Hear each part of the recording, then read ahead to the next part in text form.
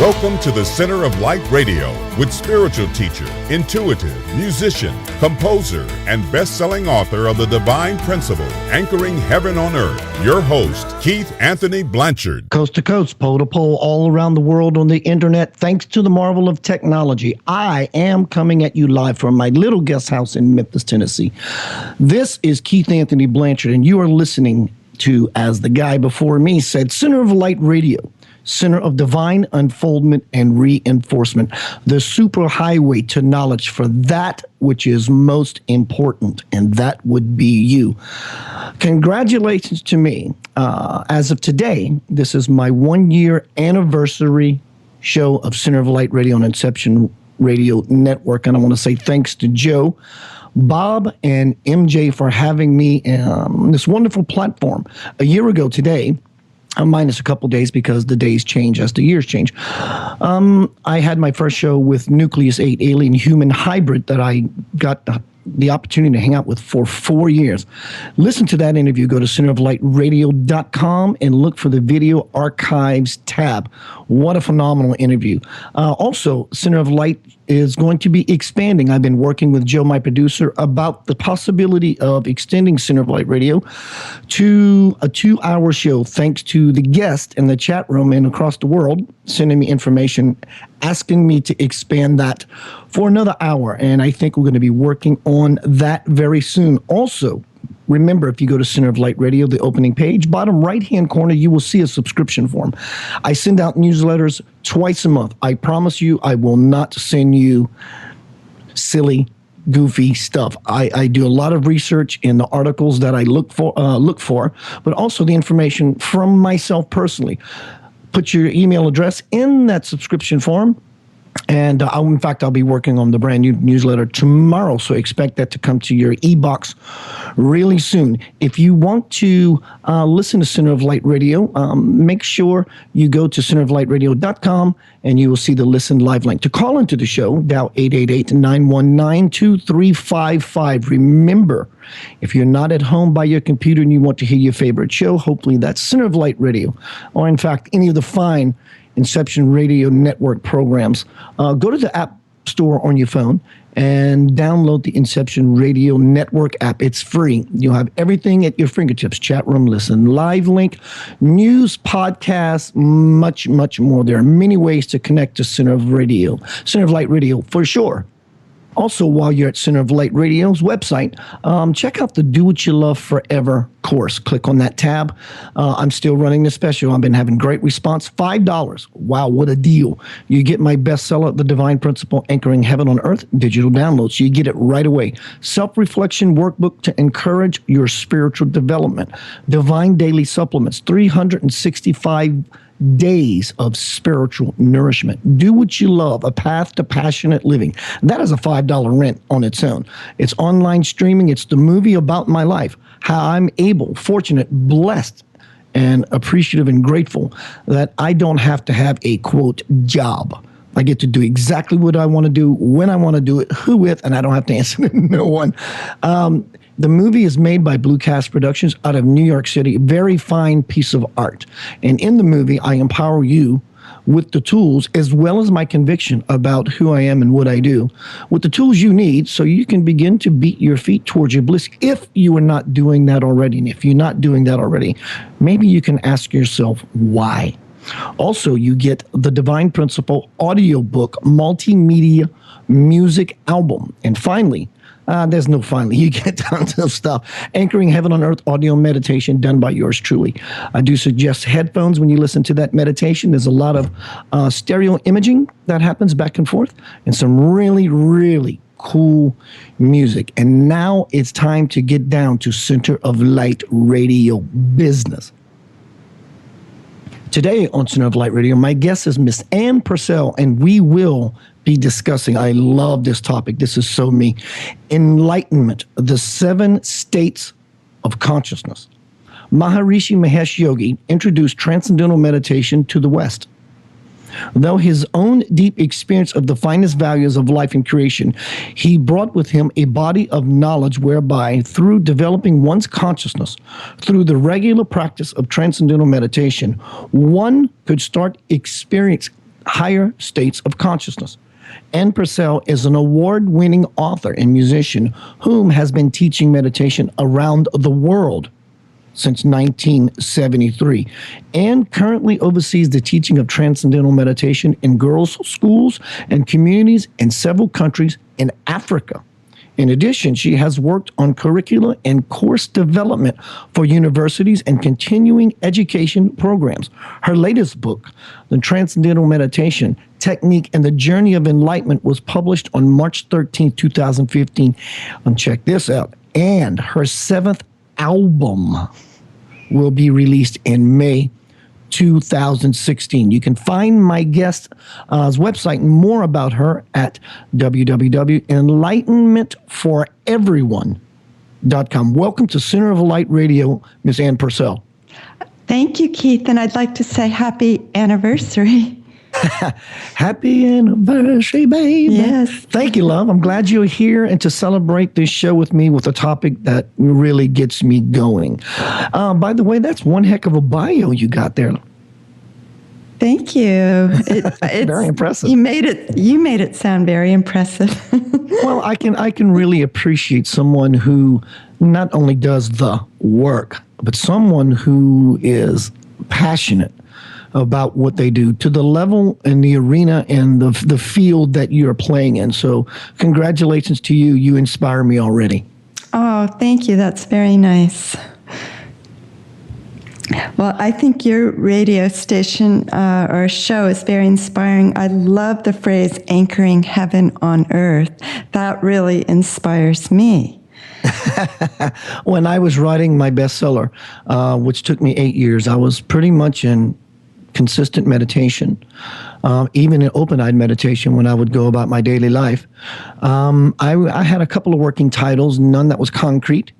Then I heard in my consciousness the divine principle, and I looked it up in a dictionary and made sense of all of it. And it hit me like a lightning bolt. You know, if we all have the light within ourselves, and I'm so emphatic that the prophecy of heaven on earth is going to happen, it just felt right to me that we have to become anchored. We have to anchor our essence, our true selves. And it just made, it sounds like a musical piece for me, the divine principle, anchoring heaven on earth. There's a cadence involved. And so, but thank you for that, really. Well, I noticed in your introduction, there's a lot of cadence to the way you speak and the phrases you use.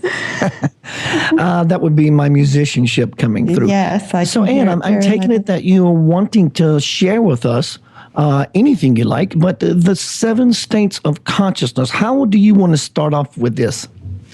Well, probably the best way is saying what the 7 states of consciousness are. Most people are familiar with the 3 states of consciousness. That's the waking state, dreaming state, and sleep state. But scientific research has indicated a major 4th state of consciousness, and that's transcendental consciousness, a state of pure silence, pure consciousness, and it has physiological correlates, just like waking, just like if a scientist looks at an EEG, he can tell if a person is waking, dreaming, or sleeping. Likewise, transcendental consciousness has its own physiological correlates. Breath rate is quieter, indicating a very restful state, yet the EEG is more coherent, indicating a state of wakefulness. So we say it's a state of restful alertness, and it's the purity of our own being. So that's a major 4th state of consciousness. Now, the 5th state of consciousness, Maharishi called cosmic consciousness. Cosmic, we know, means all-inclusive. It's all-inclusive of the waking, dreaming, and sleeping. That means transcendental consciousness lived in practical life along with the waking, dreaming, and sleeping state of consciousness. And then the 6th state of consciousness, Maharishi called glorified cosmic consciousness, and he even used the word God consciousness. It's actually not used in a religious sense. It's used in perceiving God's creation, the totality of his creation, if you believe in God. But if you don't believe in God, you still can develop that state of consciousness. It's not based on belief. It's based on further refinement of the physiology. Because what happens is, as the experience matures of transcendental consciousness, and as that becomes stabilized in one's awareness, one begins to perceive finer details of the transcendent. And those finer details is perceived as light, a glow, a soft glow, or even bright, shining light. And as that is experienced inside during meditation, it also spills over into activity, and we begin to see more detail in our perception. We begin to see the light of creation even in perception. And then when we can go into more detail in the discussion part, but then the seventh state of consciousness is called unity consciousness. And many people have actually had an experience of unity consciousness at some point in their life. And that is an experience of oneness with all creation and perceiving the objective world as your own consciousness, as the transcendental value of your own consciousness, perceiving yourself, that oneness, that connection with everything as one's own self. So those are the 7 states of consciousness.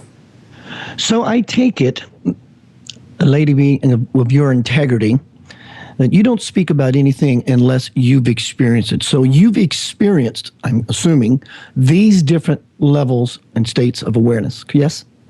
Yes. And I'd like to say, actually, even people who don't meditate have experienced cosmic consciousness or God consciousness or unity consciousness.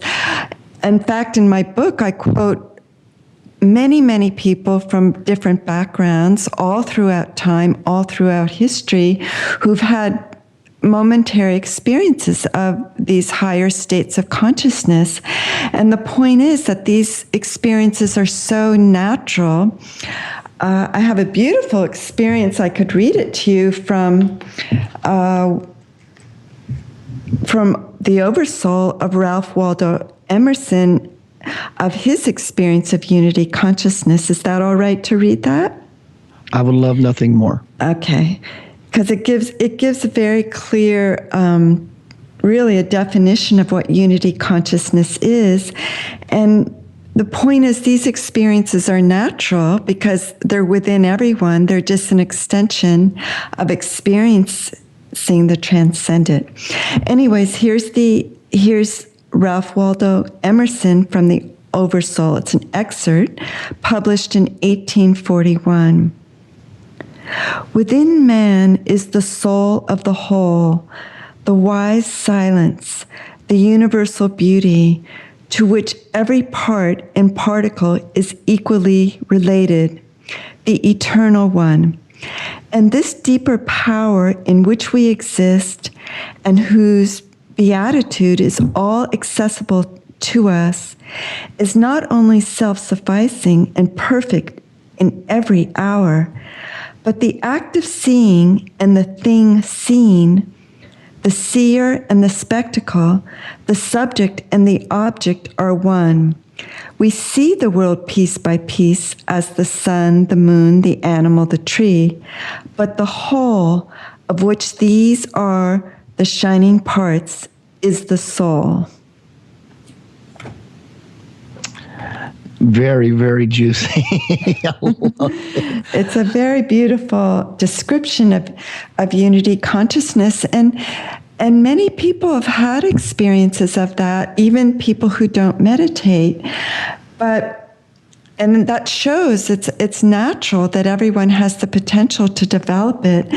The beauty about the Transcendental Meditation technique, which is the one I practice and which is the one we're going to be talking about today, is that it allows a systematic means to develop the higher states of consciousness, because Maharishi has said that the gateway to cosmic consciousness, God consciousness, and unity consciousness is through the experience of transcendental consciousness.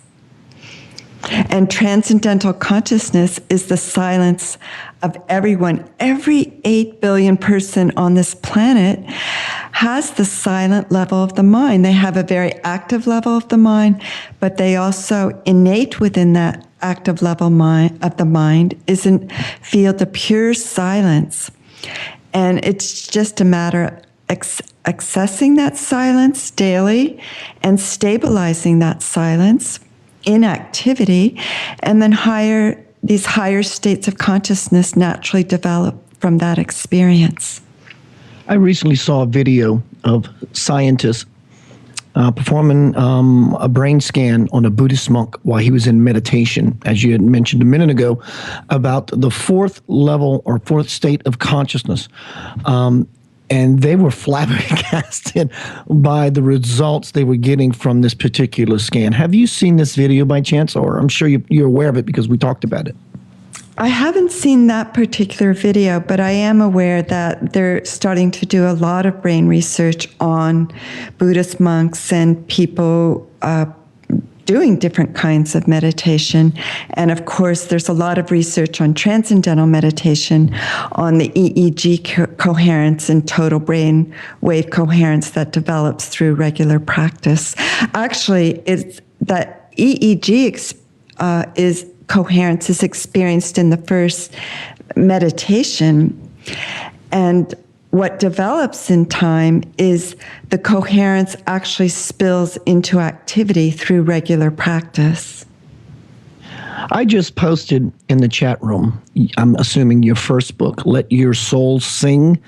It really didn't dawn on me until I was reading your bio that you're a musician as well with 7 albums. Is this musical albums or is this speaking albums? What is this exactly? No, they're music CDs. They were produced mostly in the late 90s and early 2000s.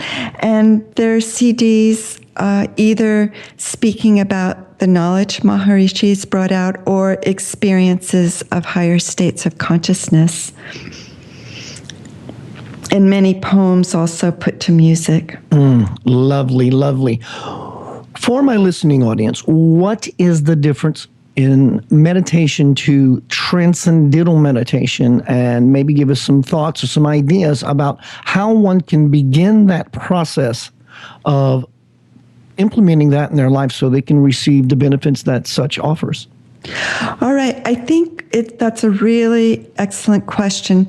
We know the word meditate means to think, to contemplate, to reflect. And there are many meditations on different types of meditation that offer contemplation, and these are very inspiring, very nourishing to the soul to reflect on positivity or inner light or whatever the type of meditation that is being talked about or being learned. But the difference is transcend means to go beyond. And so what we do with transcendental meditation, we go beyond the thinking level. We go beyond any contemplation, and we go beyond even the finest level of thought itself. And we experience more quiet levels of the mind till we even transcend the finest level of thinking and experience the source of thought, that state of pure awareness, just pure consciousness, where consciousness actually becomes aware of itself, its own silent level of being. Some years ago, Anne, I'll come out of a night's sleep, and I was coming to the room. Didn't want to open my eyes just yet, but mind you, I was no longer sleeping.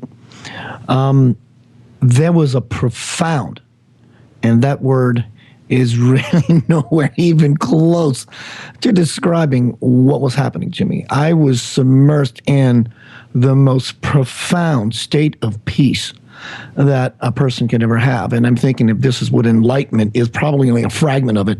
Boy, do I want some more of that. I had no thought whatsoever.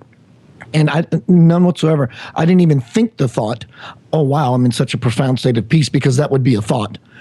And I began breathing to expand myself into the experience, hoping I can keep it longer.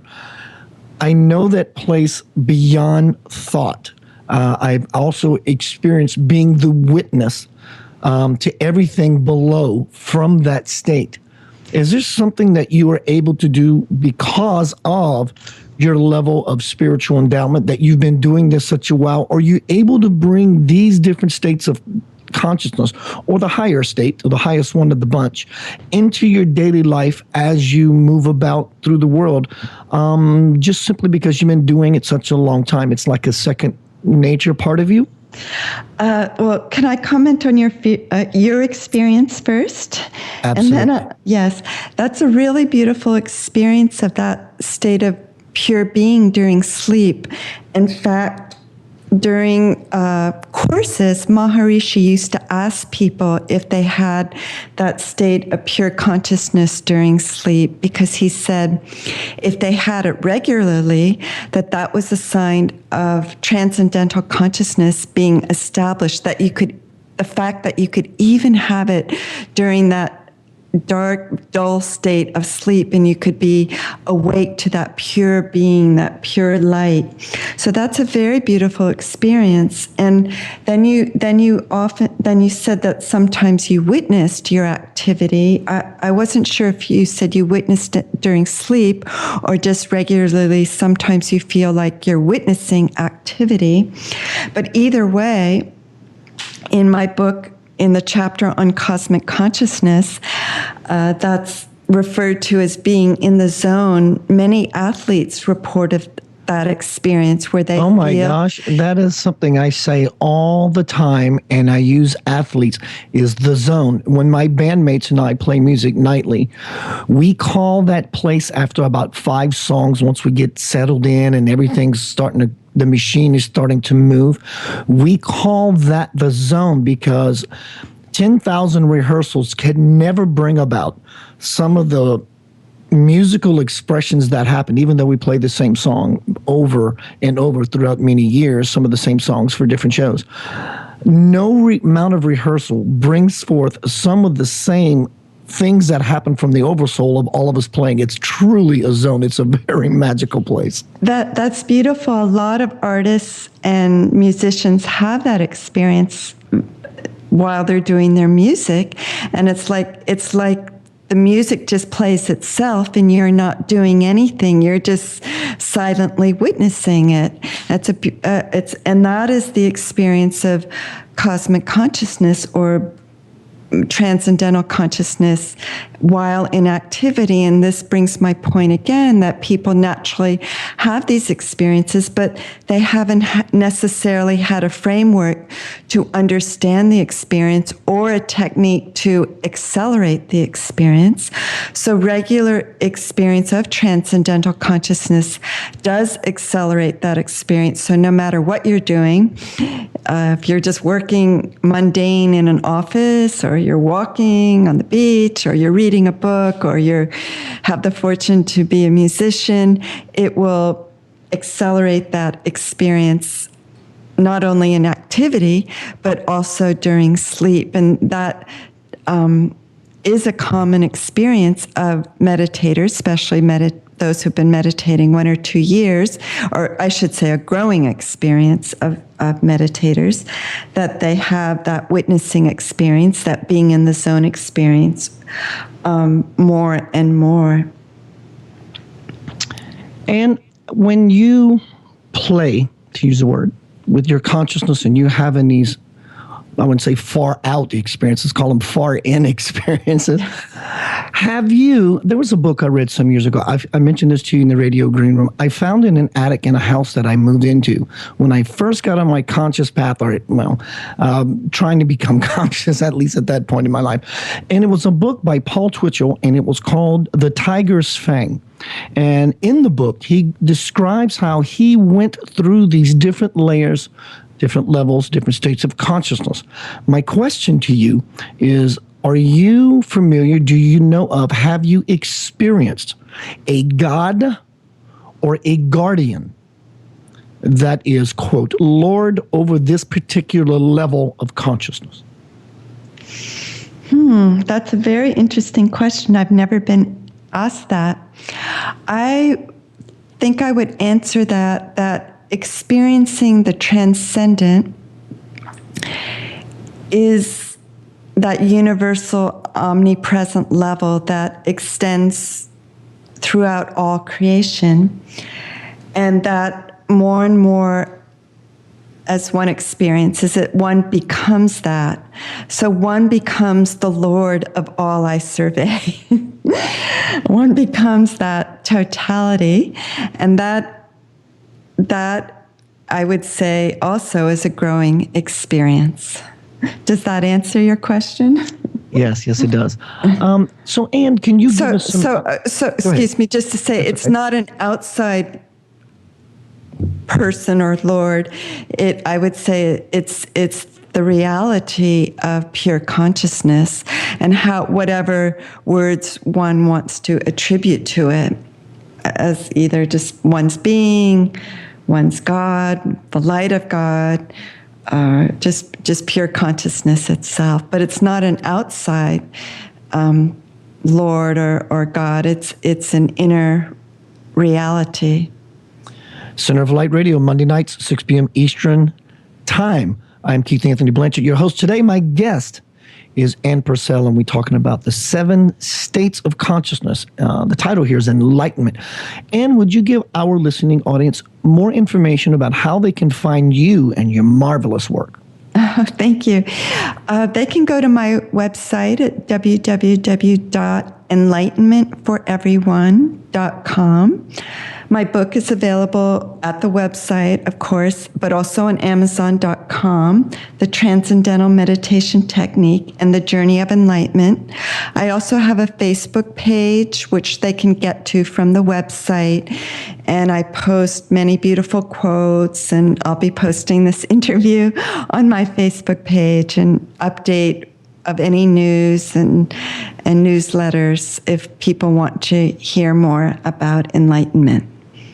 In the very near future, and say a couple of days, I'm going to make this show into a video radio archive for you, and you have access to that to use as you need. So it makes for a nice presentation. I have tons of hits on YouTube, so it's a win-win for everybody. Let me ask you this question. Do these different levels of consciousness, do they correlate to any particular chakra? The reason I'm asking this question, I have these way far out experiences when I sleep at night. And I asked Spirit in my meditations when I was writing the Divine Principle, why do I have these really cool experiences when I'm sleeping and not when I'm awake? And the answer was, it's because when we sleep, we're not lured into the temptations that the mind and body crave, and therefore we're susceptible, we're open to such experiences. One night I was out there and I'm hanging out with some beings, and I see someone illumined in their chakras, and I don't know why. I don't know if I was prompted to or told to do it, but anyway, I projected myself into someone's third eye chakra,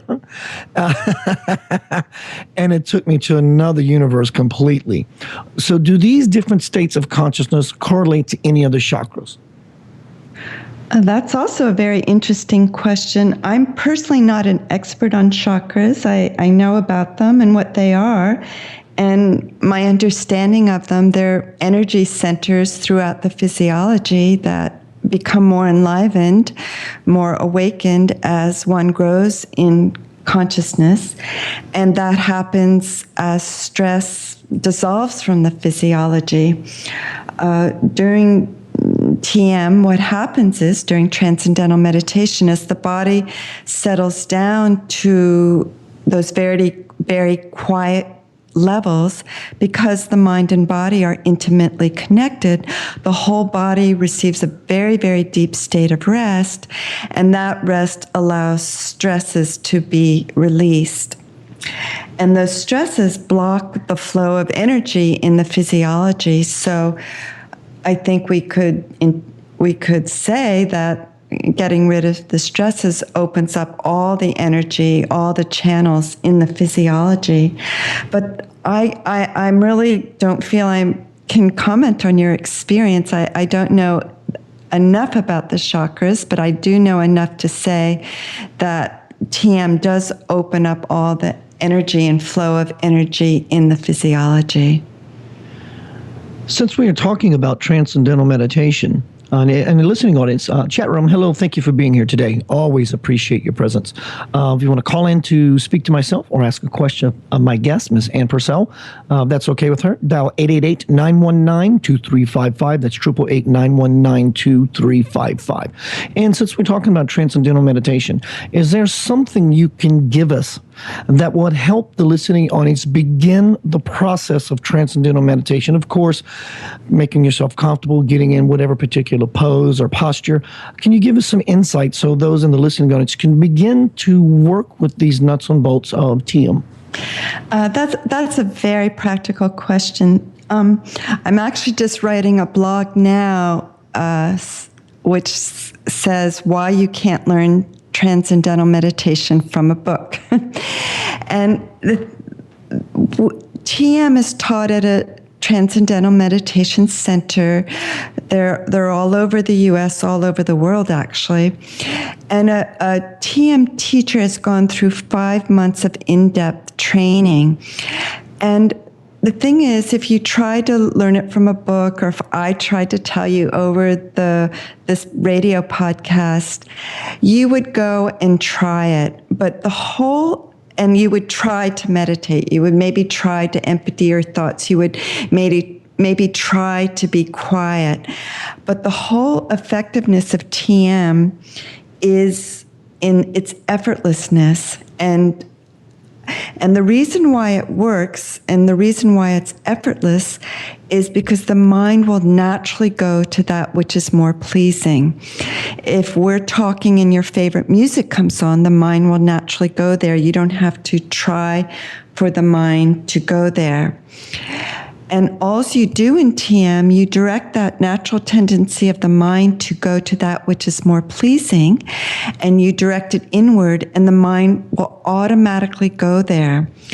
But it needs a vehicle to go there, and that vehicle is a mantra. And mantras are very soothing sounds. They're just sounds that are specifically chosen by the TM teacher for the person. Everyone has their own mantra. So when you go to learn TM, you get a mantra and you learn the technique of how to use the mantra. And basically what you're taught is how to set up for a dive, but then the dive happens automatically. But then based on your experience of transcendence, the teacher gives you more knowledge. It's a 4-day course. You have to allow 2 hours a day over the 4-day period. And based on your experiences, then you receive more knowledge. For example, the role of thoughts during meditation, the best times to meditate, what happens if you're interrupted during meditation. And then you also receive on the 3rd day the vision of possibilities of higher states of consciousness. So one really does need to go to a TM center, because you're not told how to meditate even at the TM center. The whole beauty of the teaching is that in the very, very first meditation, you're just given the tools to take a dive, but the dive happens automatically. There's no trying. It's very effortless. In fact, it's so easy that we have children starting at the age of 10 in inner city schools all around the world that meditate. And their very first meditation, they transcend. It's very easy. They really enjoy it. And they immediately notice very profound benefits. How is the signature mantra selected for the individual? Is it because the teacher intuits it? That plus the teacher is a person with a greater sense of awareness. They see the person before them. And so what is the method or the bringing about the particular mantra for each individual? Yes, that's a very good question, which I can't reveal the answer to. but just very simply, it's not on intuition or getting a feeling of the person. It's actually a very objective criteria. Before you learn TM, the person has an interview with the teacher, and there's a little form you fill out, and based on the answers to the form, then the teacher knows what mantra is right for that person. Fantastic. I've been meditating for years. Do they put any importance? And again, I heard your last information you gave us about it's not something you can learn, even if you're told. It's not. Do they emphasize breath work? No, not at all. Because what happens is that becomes a doing, right? No, as the mind settles down to the very quieter levels, the body settles down, and automatically the breath settles down to very, very quiet levels. In fact, scientific research shows the oxygen consumption decreases dramatically during TM. So there's hardly any breath. And many people report experiences now and then, not every day, of just no breath or moments of no breath, because you're just in that state of just pure silence, and the body doesn't need at that level to take in a lot of breath to sustain itself. But having said that, we have residence courses where people can come for the weekend, and people... Excuse me, Ann, where is there? A very good question. I have those once in a while. Yes, you have many. We have residence courses all around the world at different residence course facilities. If you go to the tm.org website, you can see where the residence courses are held. We have a university in Iowa, Maharishi University of Management, and they have residence courses there in that town. And in Livingston Manor, New York, we have a women's facility where many women come from New York. Many businesswomen or mothers come from the New York tri-state area for weekend residence courses. So there are many, many different places people can go to take the residence courses. But as I was saying, at the residence courses, they do teach what's called pranayama. It's a breathing technique. You're probably aware of it, just to even help settle the physiology even before meditating, starting your practice of TM. So Maharishi Mahesh Yogi, he was the guru that worked with the Beatles. Is that correct? Yes. Fantastic. For those in the listening audience who are not familiar and what a yogi is, can you share with us what a yogi? We're all yogis, but in this sense that we're applying the word yogi, could you share with us what a yogi is? Yes, a yogi, I would first start, if that's right, with what yoga is. And then one who practices yoga is a yogi. Yoga is often thought of as postures, yoga asanas, and yoga's become really popular all around the world. You see yoga centers everywhere, and there's many different types of yoga. But yoga is just one small part of the yoga postures. The yoga exercises are just one small part of yoga. There's a book called the Yoga Sutras of Patanjali, and yoga is really the union of mind, body, and soul. And so really the true meaning of yoga is experiencing the transcendent. That's where the body, mind, and spirit all come together to experience a state of wholeness.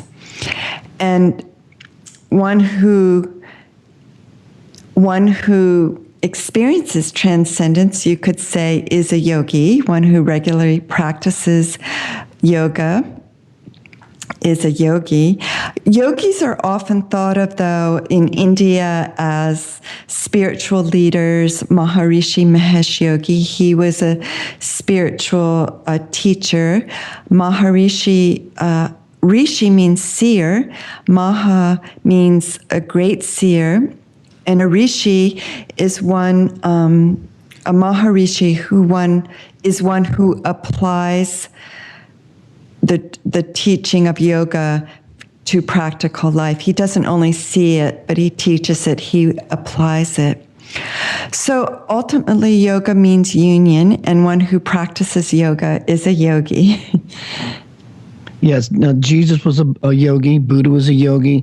Swamiji, who I interviewed here on Center of Light Radio last year, is a yogi. It's connecting to the source of all that is and being conscious of it. Right. Being conscious of it, but not intellectually conscious of it, but experientially conscious of it. Yeah, for sure. Maharishi was very fond of the phrase, knowing by being that silence, by becoming that silence, by experiencing your own pure consciousness, becoming awake to that pure, settled state of consciousness. Okay, Anna, I'm going to reach into my bag of tricks and I'm going to ask you a personal question. Feel free to answer or not. Yes. My catalyst for becoming conscious, walking this path, was emotional pain. And for a lot of us here on the planet, that's what it takes. We paint ourselves in the corner and we find ourselves humbled and we're on our knees and we have nothing else. And whatever we had is no longer useful because it's a bag of garbage. And we offer it up and we surrender. And in so doing, we make ourselves available and vulnerable. And I've always said humility and vulnerability is that which will split a person in half to expose the core. That's what did it for me, and that's what did it for many, many people. What was your excuse, or did you have one, or did you just like the idea of transcendental meditation? What was the catalyst for you to move into this field? Well, I learned TM in 1972, and that was the tail end, or still maybe the middle of the 60s. It was a very wild, crazy time.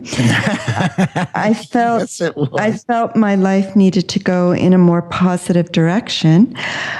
I had heard about it in high school, when I was a senior in high school, but my first reaction was, no, I could never do that. I could never sit still for 20 minutes because I was very social, very outward, around people, needed to be around people. But then I went to school in Europe, in England, and I ended up in this place where I didn't know anyone, and I didn't really feel I related to the other students. So I got this book on what's on, it was in I wasn't at Oxford, but I was near Oxford. I got this pamphlet of all the different things that went on in Oxford, all the chamber concerts, all the lectures. And it just jumped out at me, a lecture on TM. And I just went and I signed up for the course. And I was so impressed with the first moment, the first meditation, that I could actually sit down and be still for 20 minutes and really enjoy it. And that was such a powerful experience for me. And afterwards, I just felt like a ton of weight had been lifted from me. And I also felt, because I didn't really think of myself as a seeker at that time, although I was definitely starting to seek become a seeker, I felt like I'd instantly found what I'd been looking for ages, although I didn't really consciously know I'd been looking for something. I just knew I'd come home. The experience was so strong for me, and I have rarely missed a meditation since that day, and just continue to notice many benefits. It's a growing experience. Enlightenment is not a destination. It's an unfolding of the bliss within. It's an unfolding of the silence within. The self unfolds itself to itself, by itself, for itself, within itself. So it's just a beautiful unfolding, little by little, every day. So I hope that answered your question. Perfectly, and I like the way you described it. It was great. Here's a fun question. My eyes was scanning my computer, and I see this name on the Skype, and it's Yasmin Endiva. Diva. Yasmin Deva. Enlighten us. Yes, there's a very famous Sanskrit saying. It goes, Richo Akshare Parme Vyoman Yasmin Deva Adi Vishve Nishedu Yastana Veda Kimricha Krishyati. And the English means the riches, which are the hymns of nature, the laws of nature, are structured in the transcendent. He whose awareness is not open to this state, what can the riches, which are the songs of nature, accomplish for him? He whose awareness is open to this level gains evenness and balance of mind. And I just like the phrase Yasmin Deva. The Devas are the impulses of natural law. You could equate that with physics. They're the laws of nature that conduct the whole universe.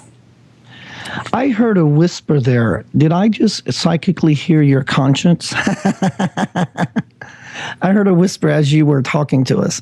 What did the whisper say? It pre-said something you mentioned as you were describing. What are the benefits of TM? I can name what motivated me. I had nothing at that point in my life. Right. I knew by a friend who was into metaphysics. I thought he was a little strange. Little did I realize he was illumined. Whispered some things in my ear, and he says, Keith, you don't have to believe a darn thing I'm telling you. Apply this and watch what happens. That day, that week, that month, that year, my life began to curve back within itself, and it became an explosion of miracles. The benefits, I realized that I can have everything I've ever wanted, whatever that want may be it something physical life, something emotionally, something in spiritual bliss, expanded consciousness. Talk about a motivating factor. That with along with synchronicities and alignments and just all those juicy little tidbits that would motivate one towards transcendental meditation if you're not moving in that direction because of physical, emotional pains, having nothing and wanting something better, or even wanting to experience transcendental meditation because you might find it the group that you hang around with, it's trendy or whatever. What would be some of the key points as to why one would move towards transcendental meditation? Well, in the 60s and 70s, it was, you could say, a fad, trending, and many, many people learned then. But today, many people are learning because of the extensive scientific research. There's over 360 peer-reviewed studies on transcendental meditation. About $25 million have been funded by the National Institute of Health, showing many, many health benefits. The American Heart Association has come out saying that it's the one technique where the research has shown to reduce high blood pressure. So people start for different reasons. People start for health reasons. Their doctors are prescribing it now for people who have high blood pressure or who are very stressed in their lives. we have veterans who start because they have post-traumatic stress disorder. We just received a $2 million grant based on a preliminary study showing that TM reduced PTSD by 50% within 3 months. And veterans love that because basically they are either given pills, which just mask the stress, or therapy, which just talks about it. It doesn't actually get rid of the stress. So people start for different reasons. Some people start just like you, who really are in pain. And I was just talking with a friend today who said that is why she started. She was in deep emotional pain and really needed to get out of that pain. And she learned TM, and her life has been uphill ever since, like your experience. And so people start for many reasons. And some people start for spiritual reasons. They just want a deeper spiritual experience that is very systematic, that grows in their life. And once people learn TM, there is a program of advanced techniques and advanced programs to help, you could say, accelerate the development. Transcendental meditation is a very well-researched technique, a very powerful technique, but there are also advanced programs people can also partake in. I want to acknowledge you, Miss Ann Purcell, that you are teaching this in schools. What an amazing accomplishment. Do you find, two-part question, do you find that society, the system, to use a word, is becoming more allowing of people with your type of presence in their schools teaching such things? Or is it like finding a needle in a haystack? Those who are saying, okay, we'll give this a shot. And part number two of the question would be, what are the results that are coming about because of these meditations you're teaching in these schools? Yes, this is a topic that's very dear to my heart, teaching young students. We have a project. Have you heard of David Lynch, the filmmaker? I have. Yes, well, he started a foundation called the David Lynch Foundation with the goal of teaching 1 million students around the world to meditate. And about 300,000 students have learned. In fact, you were talking about the Beatles. Paul McCartney and Ringo Starr a few years ago gave a concert held on behalf of the David Lynch Foundation to raise money to bring TM to inner city schools. We have 2,000 students and more lined up waiting to start in the San Francisco area. We have 1,000 or 2,000 students ready to start in the Chicago area. Wow. And so the superintendent of San Francisco at the time we started the project thought this is the purpose of education. This is the birthright of education. This is in fact, the fundamental of education, where students can know who they are, develop their full potential. In fact, that is the purpose of education, to develop one's full potential. But in present-day education, we're just learning objective knowledge outside, but we're not unfolding the knower, the full potential of the knower. And the results in the school have been very, very dramatic. In these inner city schools, crime rate has gone down. In fact, the school in San Francisco, the principal was at his wit's end. He had tried everything, but the crime rate was terrible. They had a violence in the school. And so just as a last resort, he introduced TM in the school. And a couple years later, the whole school had turned around, and he won Principal of the Year award.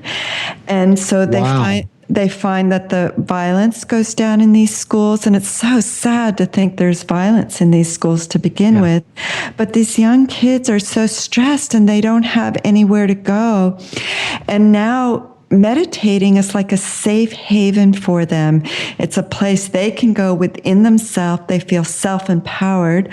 It does help to teach it in a school situation where it's part of the daily curriculum. They meditate 10 to 15 minutes and once in the morning and once before they go home.